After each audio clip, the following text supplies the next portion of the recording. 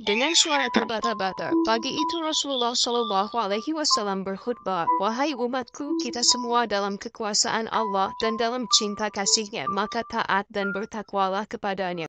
Kuwariskan dua hal kepada kalian, yaitu Al-Quran dan Sunnahku. Barang siapa yang mencintai Sunnahku, berarti mencintaiku, dan kelak orang-orang yang mencintaiku akan masuk surga bersama-sama denganku." Khutbah singkat itu diakhiri dengan pandangan mata Rasulullah yang tenang menatap satu persatu para sahabatnya. Abu Bakar menatap mata itu dengan berkaca-kaca. Umar bin Khattab menahan nafas dalam tangisnya. Utsman bin Affan menghela nafas panjang. Ali bin Abi Thalib hanya bisa menundukkan kepala. Isyarat telah datang dan saatnya telah tiba. Rasulullah akan meninggalkan kita semua. Keluh dalam hati para sahabat Rasulullah. Manusia paling mulia sejagat itu telah hampir selesai menunaikan tugasnya, dan tanda-tanda itu tampak semakin kuat. Sayyidina Ali dengan cekatan memeluk Rasulullah yang begitu lemah dan begitu goyah ketika turun dari mimbar. Matahari kian tinggi, tapi pintu rumah Rasulullah Shallallahu Alaihi Wasallam masih tertutup. Di dalam rumahnya, Rasulullah tengah terbaring lemah dengan kening berkeringat membasahi pelepah kurma sebagai alas tidurnya. Tiba-tiba dari luar pintu terdengar salam. "Assalamualaikum, bolehkah saya masuk?" tanyanya. Siti Fatimah tidak serta-merta mengizinkan ia masuk. "Waalaikumsalam, maaf ayahandaku lagi demam." Ia kembali menemani ayahandanya yang ternyata sudah membuka mata sembari bertanya, "Siapakah dia, wahai anakku?" "Tak tahu ayahandaku, sepertinya baru kali ini aku melihatnya," tutur Fatimah dengan lembutnya. Lalu Rasulullah Shallallahu Alaihi Wasallam menatap putrinya dengan pandangan yang menggetarkan, seolah-olah bagian demi bagian wajah putrinya ingin dikenangnya. "Ketahuilah Fatimah, dialah yang akan menghapuskan kenikmatan sementara. Dialah yang akan memisahkan pertemuan di dunia. Dialah malaikatul maut," kata Rasulullah. Seketika Fatimah berusaha menahan ledakan tangisnya. Ketika malaikat maut datang mendekat, Rasulullah menanyakan kenapa malaikat Jibril tidak menyertainya. Kemudian dipanggillah malaikat Jibril yang sudah bersiap di atas langit dunia untuk menyambut kedatangan ruh kekasih Allah yang begitu mulia ini. "Jibril, katakan apa hakku nanti di hadapan Allah?" tanya Rasulullah dengan suara yang teramat lemah dan lirih. "Pintu-pintu langit telah terbuka, para malaikat telah menanti rohmu, semua surga terbuka lebar menanti kedatanganmu," jawab malaikat Jibril. Dan ternyata itu tidak membuat hati Rasulullah lega. Matanya masih begitu tampak penuh kecemasan. "Engkau tidak senang mendengar kabar ini, ya Rasulullah?" tanya malaikat Jibril. "Katakan kepadaku bagaimana nasib umatku kelak?" lanjut Rasulullah. "Jangan khawatir ya Rasulullah, aku pernah mendengar Allah berfirman kepadaku, kuharamkan surga bagi siapa saja kecuali umat Muhammad telah berada di dalamnya," jawab malaikat Jibril. Detik demi detik semakin berlalu. Saatnya malaikat Israel melaksanakan tugasnya. Perlahan ruh Rasulullah ditariknya. Tampak sekujur tubuh Rasulullah bersimbah keringat. Urat-urat lehernya menegang. "Jibril, betapa sakitnya sakaratul maut ini." Rasulullah mengadu lirih. Fatimah tak kuasa menatap ayahandanya. Dibiarkan matanya terpejam. Sayyidina Ali yang berada di sampingnya menunduk semakin dalam. Malaikat Jibril pun memalingkan muka. "Jijikkah engkau melihatku hingga engkau palingkan wajahmu, ya Jibril?" tanya Rasulullah pada malaikat Jibril, sang penyampai wahyu itu. "Siapa yang sanggup melihat kekasih Allah direnggut ajal, ya Rasulullah?" kata malaikat Jibril. Kemudian terdengar Rasulullah memekik karena merasakan sakit yang tak tertahankan. "Ya Allah, dahsyat sekali sakitnya maut ini. Timpakan saja semua siksa maut ini kepadaku, jangan pada umatku." Badan Rasulullah mulai dingin. Kaki dan dadanya sudah tak bergerak lagi. Bibirnya mulai bergetar seakan hendak membisikkan sesuatu. Ali segera mendekatkan telinganya kepada Rasulullah Shallallahu Alaihi Wasallam. "Usikum bisalati wa ma malakat aimanukum." Aku berpesan kepada kalian, jagalah sholat dan peliharalah orang-orang lemah di antara kamu. Di luar pintu tangis pun mulai terdengar bersahutan. Sahabat Rasulullah saling berpelukan. Fatimah menutupkan tangan di wajahnya, dan Sayyidina Ali kembali mendekatkan telinga di bibir Rasulullah yang mulai tampak kebiru-biruan. "Ummati, ummati, ummati, bagaimana nasib umatku, umatku,